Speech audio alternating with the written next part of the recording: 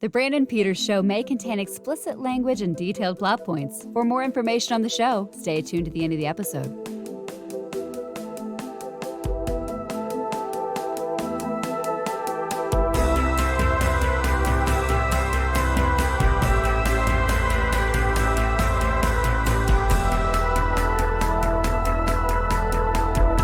And now, here he is, Brandon.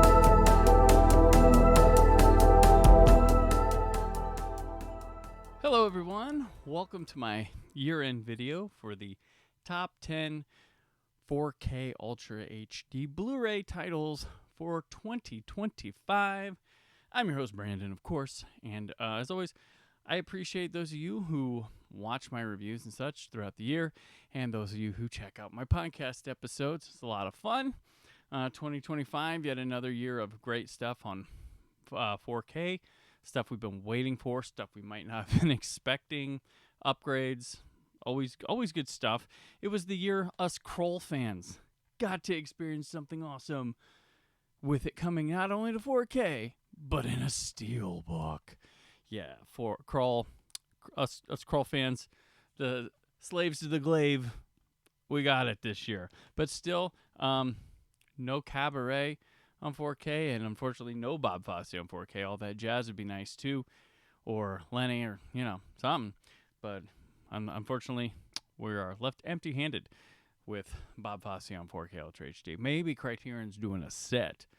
That would be awesome. There's not many films. He's got a short filmography, so why not? 2025. For me, this year I was like, oh man, I don't know how my list is gonna be like. Because it was definitely a year. When making my list and stuff, it's stuff I have reviewed or own. I can't, or I had to have watched it too and been like, for instance, this thing. I just recently was able to pick it up finally, and I haven't popped it in, so it's not in my list. I apologize, but I am honorable mentioning this, and I still need the second set, but. I was really excited about this release on Blu-ray, and man, fans, you got generic art over the really bad cover art, and they heard you, and they listened on this one, the Blaxploitation Collection from Shout Factory. But my purchasing was down in the last quarter of the year because I lost my job, so I wasn't able to spend like I would. I also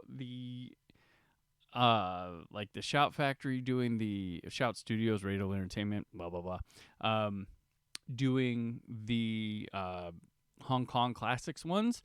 I was told I was getting Hard Boiled and The Killer for review. I did not get them, and I did not get confirmation that I wasn't getting them for review until they were sold out and out of print. But luckily for me, Arrow going to be the heroes. Maybe they'll appear next year on my list, because of their release on 4K, which I will be getting those.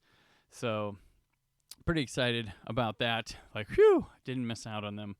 And hopefully for people in the United States and stuff that only were there, that Shout will do standard editions of them. Would like to see that. But purchasing power was down. In the last year was my first year doing reviews, not with Why So Blue, and I have some of the same clientele and some different ones, and I got a new one this year, so shout out to Allied Vaughn, who is I'm working with, sending me review titles. Very excited about that. A lot of Warner Archive stuff, Sony, Lionsgate, so pretty excited to be dealing with them, and I hope you've been enjoying their reviews and ordering from moviesing.com. So very cool. So as I do with this list every year, I don't have standard Blu-rays on there anymore because I do pick up some, but it's a handful every year that I get or review, and I just kind of share the total amount of standard Blu-rays I got. Like for instance, Juror Number 2, I reviewed that. I also reviewed At the Circus. I would have bought this too. I collect Marx Brothers movies. That's from Warner Archive. The final season of Star Trek: The Lower Decks. I collect Star Trek Blu-rays, so I picked up this event anyway. We have Honey Don't from Coen Brothers. I got to review this one, but I collect Coen Brothers. Would have gone in there. I got the Play It Again Sam from, who was it? It's one of the Imprint. I got I think this is an Australian one. I picked this over the Kino one because it has a documentary, the PBS documentary on it on Woody Allen. And now here's what we do. We go to the year in review for Doctor Who. Get your hands up. Turn around, Doctor. Facing this way. First, we had two of my absolute favorite seasons of all time from the classic era of Doctor Who. Added to the collection, we have Season 7, John Pertwee's first season, and Tom Baker's second season, Season 13, which is probably my favorite all-time season of Doctor Who. This had the Zygons in it. It had Planet of Evil. It had Brain of Morbius, Android Invasion, Pyramids of Mars, which is a big classic, and my personal favorite story of all time, Seeds of Doom, which is an awesome set. There was some bickering online about AI being used in the restoration, and I have to say, it's not a deal breaker for me.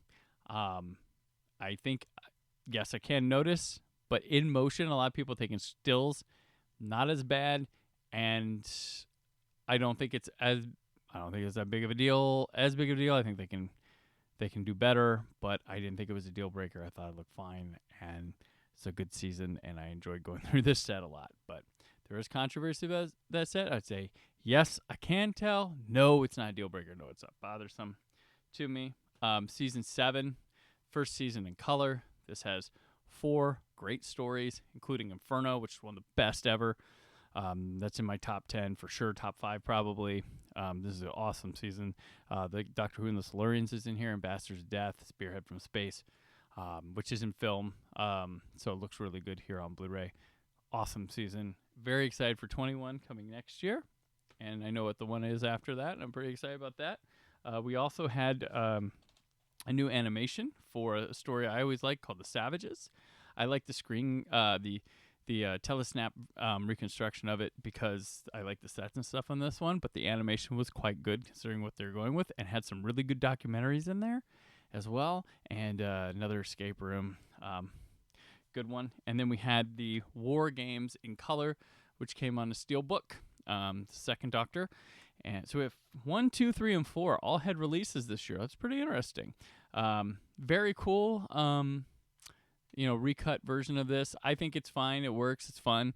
It doesn't replace the original. It's not better than the original, but it's a fun new way to watch it. And it's got really cool stuff on it. Shout out to Radio Free Scaro, Steven Shapansky, for finding the person who had film inserts from a work print to make even higher resolution stuff for this one.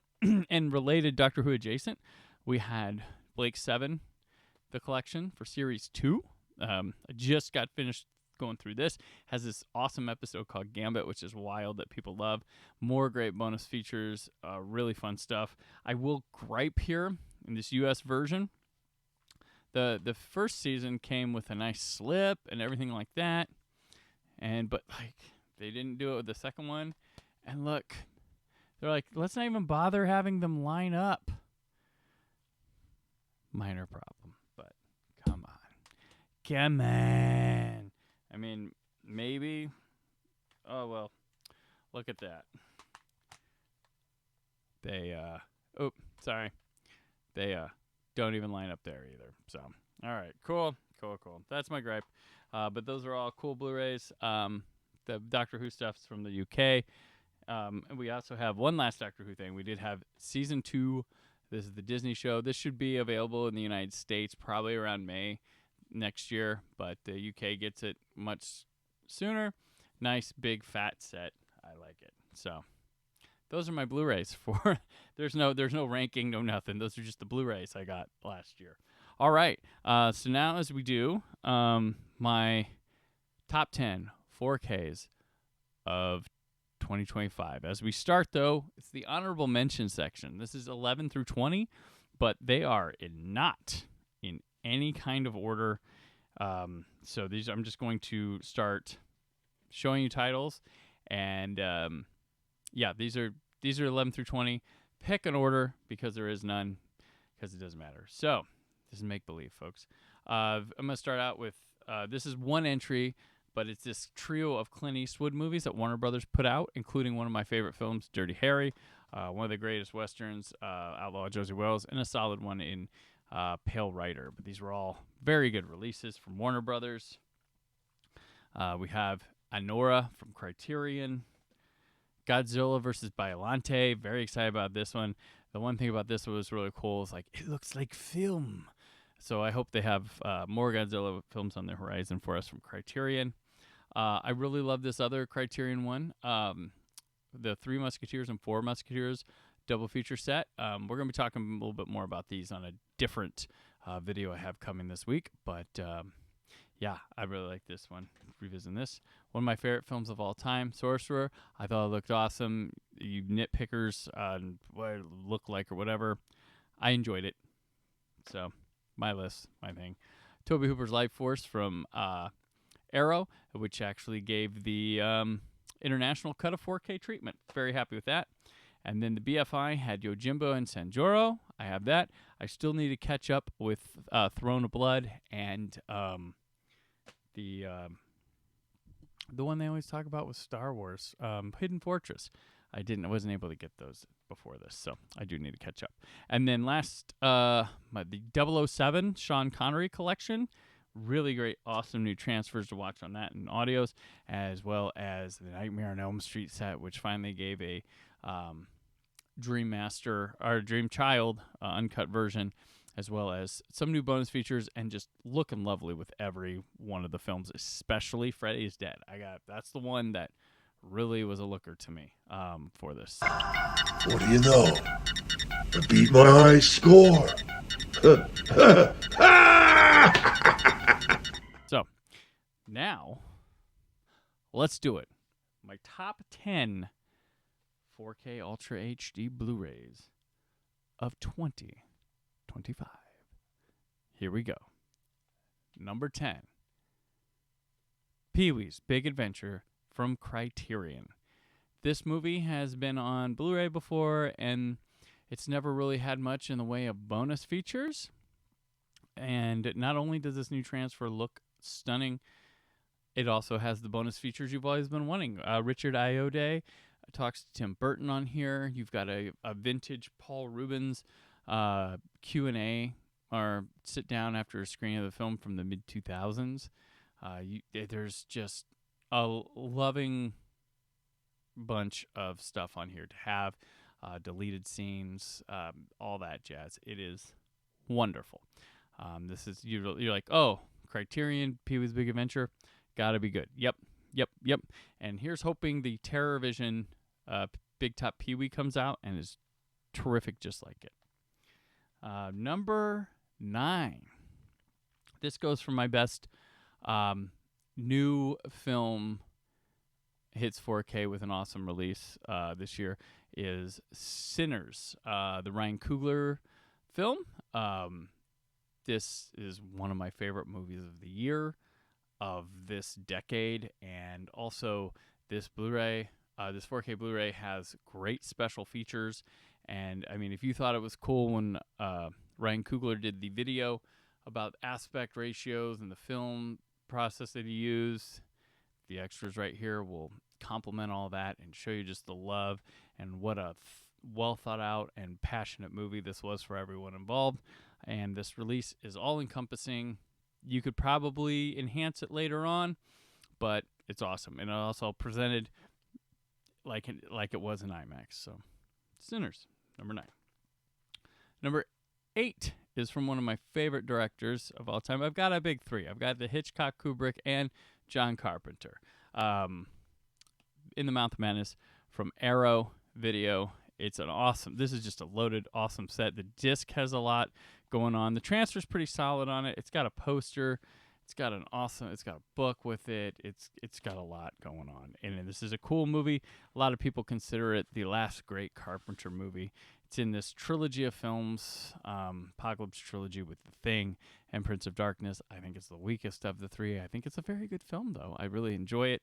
I enjoyed watching it for this. Arrow does a bang-up job. Love it. And yeah, it's my number 8, In the Mouth of Madness from Arrow. Number 9 is counting back up. Number 7 is like the Eastwood thing. It's like a spot. It's got multiple ones, but this is my Kubrick entry, as Criterion put out both Barry Lyndon and Eyes Wide Shut. Barry Lyndon's an upgrade over their previous one, and it's got a great new transfer. This movie probably ages best of any Stanley Kubrick movie. Well, both of these do, but this is one that was like everybody should. When I was growing up, it was like, you don't need to see that one, or blah blah blah blah blah blah.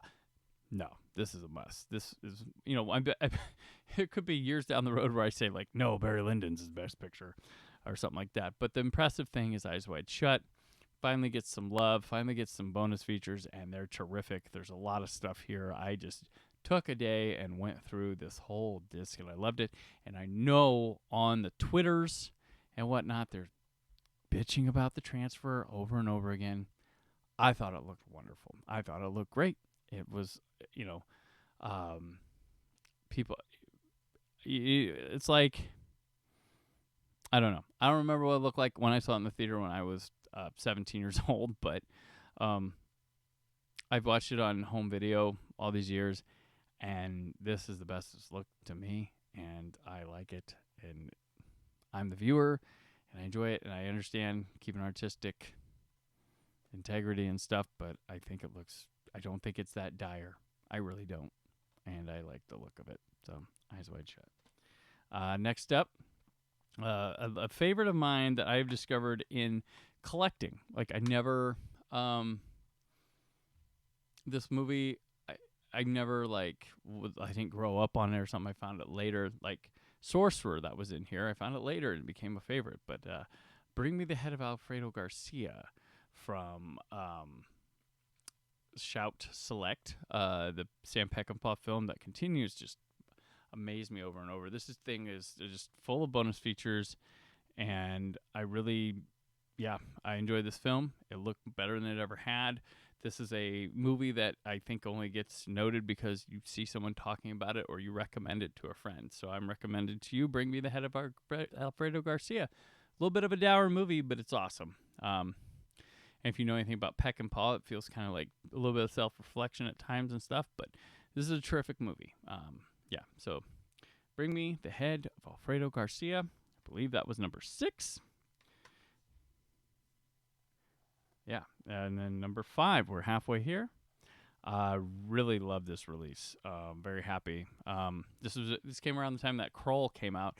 Sony was putting some stuff out in 4K, but we get Tom Savini's Night of the Living Dead from 1990. This thing's awesome. It's got a great transfer. It looks amazing, and it's got a cool on the back. The bonus features on this are awesome. These just fill up your time. They're just wonderful. Like, everybody you need to be there is there talking and filling you in about it. And this is just a loaded disc. This is the release for it. I felt after I watched this, I was like, this is definitive. This is the one you want from it. And this is a movie that needs to be appreciated. So, Night of the Living Dead, 4K Ultra HD. And we're going to go back. This is something I've been waiting for and wanting for a long time, and I was very happy, and it hit it out of the park when it came out, and it's the Teenage Mutant Ninja Turtles trilogy in 4K Ultra HD from Arrow Video. This just came out, but this is it. So the Ninja Turtles movie on Blu-ray came out at some point, very old, but like they only had Dolby Digital audio and didn't have lossless audio. Now they have Atmos and stuff, so pretty awesome now, and they look awesome. The bonus features are great. They've got everybody they could back. I don't think Paige Turco's on here. That's kind of the disappointment. But the first movie has everything. There's a great Judith Hoag interview. Steve Barron's on there. Lots to talk about. Like, she talks about, she just wasn't asked to come back for the next ones. Like, that's just a bummer and stuff. And she talks about her process and how Robin Williams encouraged her working on this film and tried to, help her so she could shoot 2 movies at once to make Ninja Turtles. It's got everything. They look great. This is awesome. And this thing is bodacious. It's got just everything involved. There's a poster with it. It's got like the pizza menu for the booklet. but everything inside comes with like another poster, and it comes with a card, and some of them have stickers. It is just, I mean, this thing is awesome. Like, yeah, the first one, it's cards for all the Ninja Turtles as well as stickers. Yes, I got a Salem's Lot postcard in there. This is just stupid awesome. This set. Ninja Turtle fans, unite. This is the best release these things have and may ever have ever. Like, this is, again, when I say definitive, this is definitive. I really like this one. So my number 4 is the Teenage Mutant Ninja Turtles trilogy from Arrow. And now, this one also, this came out in November, but I was surprised. I guess I wasn't in the know, or I don't check these things or whatever I'm not on the hubbub, but from Studio Canal, it's The New Avengers.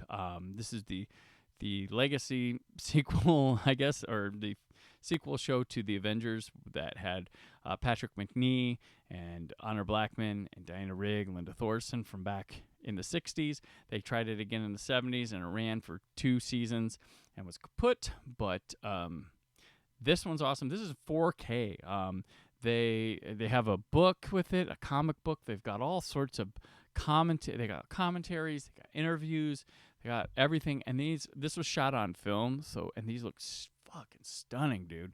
I haven't finished going through, but oh my gosh, it looks amazing on 4K Ultra HD. So now what I have to say is I got to request that they do the Kathy Gale seasons of the Avengers on just standard Blu-ray. Now, Network or Studio Canal put out the Diana Rigg and Linda Thorson seasons, and because, these Doctor Who seasons, they're, the Kathy Gale stuff shot on video, so it's not going to look like, woo, but if they can do it with Doctor Who, and they can do Blake 7, and they can do Blackadder, you can do the Kathy Gale seasons of the Avengers. Now, I would say, so this is the only way. This is the Cybernauts trilogy. This is the recurring villain, if you're not familiar with the Avengers. This is the only way a new Avengers episode was available before on Blu-ray. This is standard Blu-ray. It wasn't 4K. But the novelty of this, which I wish it'd be cool if they had it in this, is you can watch it with the original advertisements in it and stuff. So that was a cool thing. That's why I'm hanging on to this little collector's item that's out of print. This is the New Avengers. So this is my number 3. Is the New Avengers 4K Ultra HD set from Studio Canal. This is just perfection. I love the art, resembles the era, and then just, this is so good. So good. So, very nice. Now, number 2, this might be controversial for some, but hear me out. This is The Curse of Frankenstein. I particularly have the Warner Archive 4K version. Hammer themselves put out a big box set. I think it's got more discs and stuff. But for me, too, this one was just fine. And I would like more of it from Warner Archive. It is loaded. You can watch the film in 3 different aspect ratios, different things, lots of interviews, it's got everything. It's loaded. Do Horror of Dracula next or something. These movies are awesome. They're finally getting love, and I was glad they could co-opt and get on board together for Curse of Frankenstein, and I'm very happy with this release. I watched it. I was just stunned at how good it looked. You should pick it up too.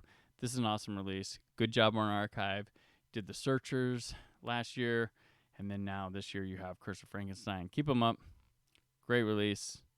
Check it out. And then lastly, kind of spoiled if you watched me and Aaron Newer's best releases or favorite releases of all time, because I had one from this year that was in the definitive category that was, I thought, best of all time for a single film, and that's The Beyond from Lucio Fulci, and this one comes from Grindhouse releasing, and it's awesome. I talked about it there.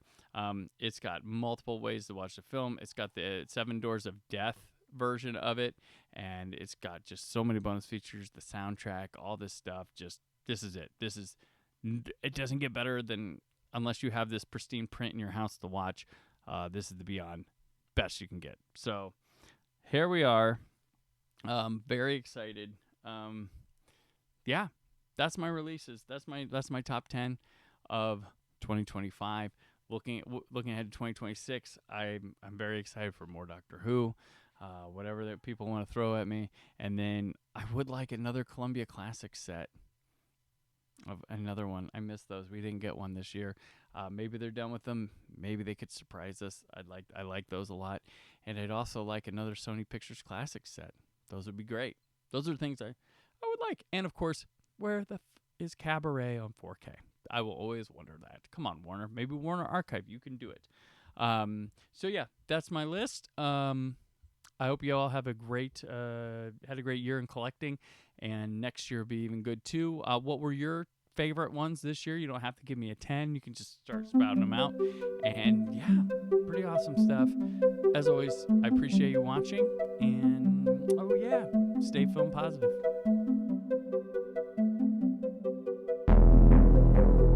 Thank you for listening. The Brandon Peters Show is a Creative Zombie Studios production.